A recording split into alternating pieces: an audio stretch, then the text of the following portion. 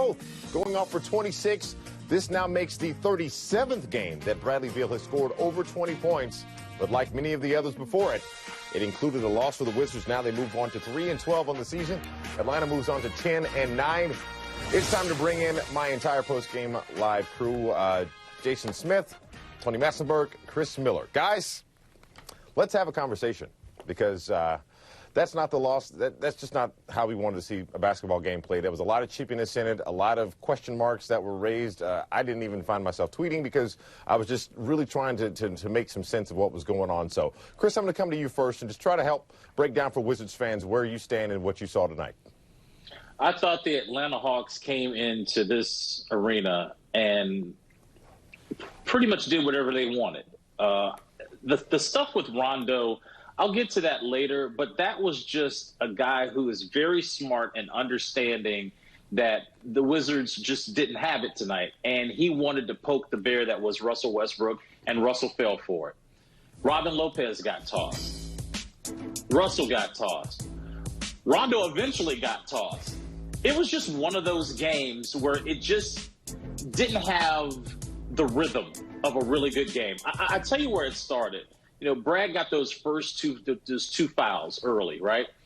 And then Cam Reddish started face guarding him. And I was like, well, we've seen this before because teams would do that last year. But it's just so odd to me to watch a professional athlete face guard another one, right? And for the Wizards, they just defensively, again, it's a problem. I asked Scott Brooks this during the pregame. I said, Scott, the Atlanta Hawks are a very good team at getting to the free throw line. How do you counteract that? How do you defend without fouling? I'm just going to give you some numbers here. The Hawks are #1 in the league in free throw makes at 21.6 per game. Tonight, they got 26. The Atlanta Hawks are #1 in free throw attempts at 26.3 a game. Today, they got 34 attempts at the charity stripe, and we saw what Trae Young did there in that fourth quarter. You have to do a better job of defending without fouling because that team right there will make you pay, and that's what ultimately happened tonight. Sticks, we know that the Wizards are, bringing back a couple of guys in with Rui, Davis, and Mo, who Mo ended up having to get in the game because, as we talked about, Robin getting tossed from the game, et cetera, et cetera. Is there any space for basically a reasoning as to why the Wizards still haven't found their rhythm? I don't want to seem like I'm making excuses because I'm not. But is it not fair to keep that as a part of the conversation as what part of the struggles were tonight? Wes, I'm going to use your word. Unprecedented season. Having to deal with a pandemic, having to deal with health and safety protocols. 6 guys were out with health and safety protocols. We got 3 of those back tonight in Davis, Rui, and Mo. Davis didn't have his legs underneath him. You can only do so much one-on-one working out. You cannot get in game shape if you're not actually in the game or out there practicing in-game stuff. I just didn't see his legs underneath him tonight. Rui had a little bit better of a showing, but Mo didn't expect to get in the game until Robin Lopez got thrown out of the game. I think that moving forward, these guys are going to get better. They're going to get more court work. Obviously, with so many games in such a short amount of time, it's hard to get practice in because guys are banged up, beat up, health and safety protocols. There's so many different things that you could say out there, but moving forward, just got to keep your heads up. Keep on trucking. Keep on watching the film. Do as much as you can while still remaining healthy on the floor and with health and safety protocols. So it's a tough one this year. I think it's going to get better. Let's all take a breath. We'll be okay. Tony Massenberg, big guys inside. We had a conversation about that during pregame. And looking at Collins and Capella, they combined for 30 points, while Lynn and Lopez on our side combined for 15. I know there's something to be said about, protecting the paint. What did you see tonight? Well, I just saw basically when Lopez got thrown out of the game, really defensively it came down to what Alex Lynn did. There was nobody else to provide resistance. And what was happening was perimeter players were getting beat, and Alex Lynn was having to step up. And if you look at his fouls, a lot of his fouls were not against Collins, were not against Clint Capella. They were against perimeter players because perimeter players were getting to the basket. And he's not a shot blocker. He's a big body, but he's not a shot blocker. So he gets fouls called on him a lot. But ultimately, you didn't see the Wizards as a team competing at a high enough level. I mean, it comes down to a couple of things in the game of basketball. You have to make shots. The Wizards struggled to do that tonight, shooting 25% from the three and 36% from the field. So they struggle to make shots. And if you're not making shots, then you have to defend. And clear, the Wizards' defense has been a problem all year. So it was just a tough night. You can't develop cohesiveness when you've got guys out and you're trying to figure out lineups. It's just a really, really tough spot for this team to be in. You need to be a veteran team, meaning you have to have veterans top to bottom to deal with these type of circumstances when there are things that are happening that are beyond the team's control. So it's really a tough spot right now. I know they're in a tough position. And, Chris, looking at Russell Westbrook, we know that he didn't play back-to-backs. And so coming in tonight, he and Brad had the same amount of points. Matter of fact, Russ went for 26, 6, and 4. What do you see from his output tonight, beyond the tech and the chippy stuff? Like I said, we'll have a conversation about that later. Yeah, I actually I loved he had fresh legs tonight. I thought he came out with some really good energy. The fact that he had a season high in 26 points, he wasn't out there, trying to get all the rebounds. He wasn't really facilitating. He was out there to score the basketball, and I like that aggressive part of him. Now, the part with him and Rondo is he got Jedi mind tricked into that one. I mean, Rondo is a cerebral guy and got him to do things that he probably shouldn't have done and pushed him to get that second technical.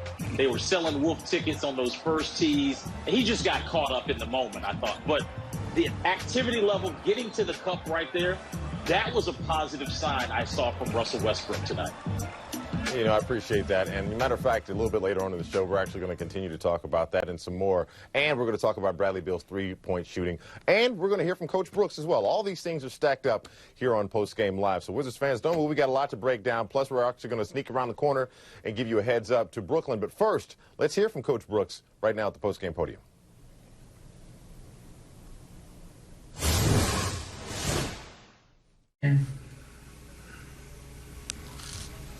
Chase, go ahead.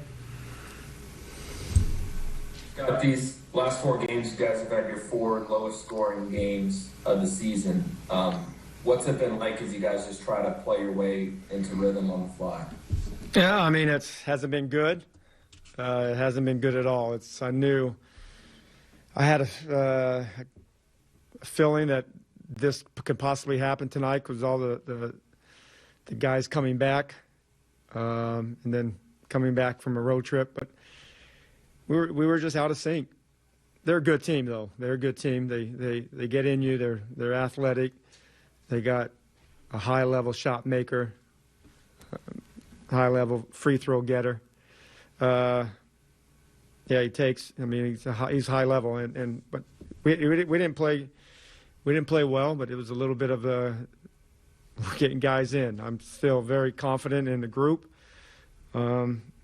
Wasn't one of our better starts. I thought that last 3 minutes of that first quarter, I thought the game was 19-17 or something. They went on a 13, 5 run to close that quarter. And then the 3 at the end of the half hurt you too. We could have been down 8. There's a big difference, down 8-11. It's only 3, but it's just a different feel. But we fought back, but we can't dig ourselves that big of a hole. And our guys are gonna play better. You guys, obviously there's been some tough circumstances, but at 3-12, given the expectations going into this season, are you guys starting to feel a little bit of pressure to turn this thing around? No, I mean, the pressure, I always tell guys, is you should have pressure on you, and the pressure is just playing hard. You focus on the process of playing good basketball, practicing good habits.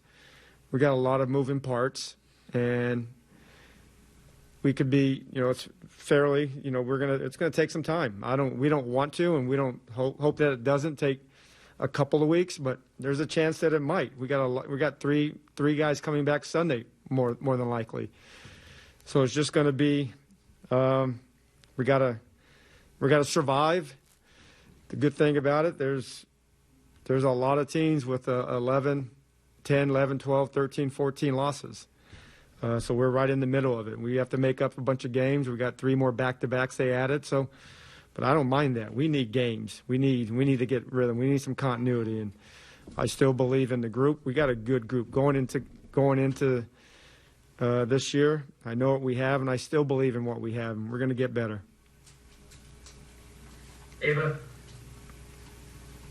Scott, you guys spoke so much about mentality after the game. What happened with all of the texts tonight that looked like frustration from your end?